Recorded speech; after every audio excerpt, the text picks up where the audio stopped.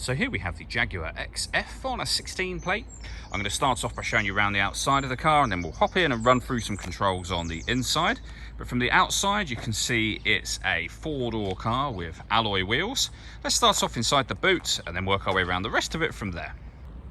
As we approach the back of the car, you can see we have reversing sensors, plenty of boot space as well, along with those three individually folding rear seats should you wish to increase this space even further. Okay, so we're just going to work our way back round to the front of the car, and then we'll hop in and run through some controls on the inside. But now that we've done a full circle of the car, you can see it's in excellent condition the whole way round. Just briefly before we climb in, I think it's well worth seeing the interior from this exterior point of view. You get full leather seats, as you can see. There's plenty to run through on the dashboard, so let's hop in and we'll do that now. Okay, now that we're inside the car, we're going to start with the dials. On the right-hand side, we have the Rev Counter, and on the left-hand side, the speedometer. In the middle at the bottom, you can see the total miles for the car, which are 27,028. Next to which, it will show you what gear this car is in. It's an automatic. We're in park at the moment. We have the fuel gauge and coolant temperature gauges above that. And at the very top, a digital readout for the speedometer. If we back out to the steering wheel, on the left-hand side, we have phone and stereo controls, and on the right-hand side, cruise control and speed limiter. Just behind the steering wheel, the minus and plus pedals are so that you can change gear manually with this automatic gearbox. Over in the center, we then have the touchscreen for the car. You have got some buttons down the right and left-hand side, but essentially the majority of the screen is then touchscreen.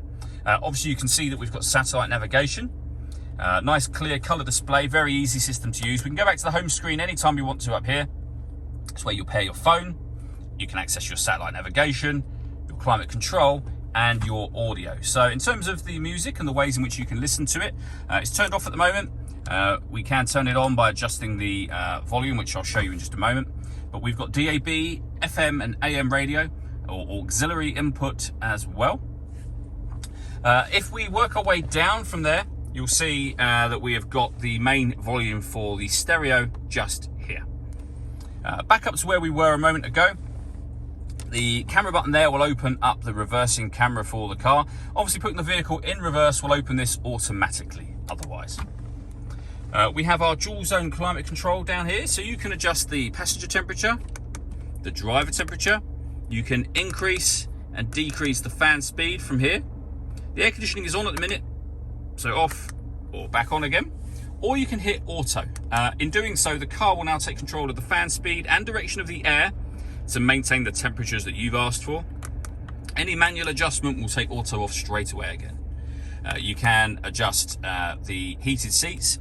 If you look back up here, you'll see that it's touchscreen to make the various adjustments for both driver and passenger. And then we have a heated rear and heated front screen as well.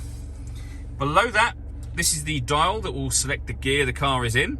When you start the engine, this will raise up. When you lower it, it will go back down so it sits flush with this. But we've got park, reverse, neutral, drive and sport all in there.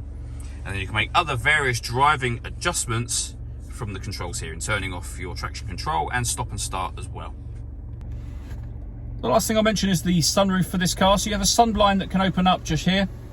You can leave it like that. Obviously, that lets in a bit of extra light to the car. But you can, if you wish to, open this front section as a proper sliding sunroof as well.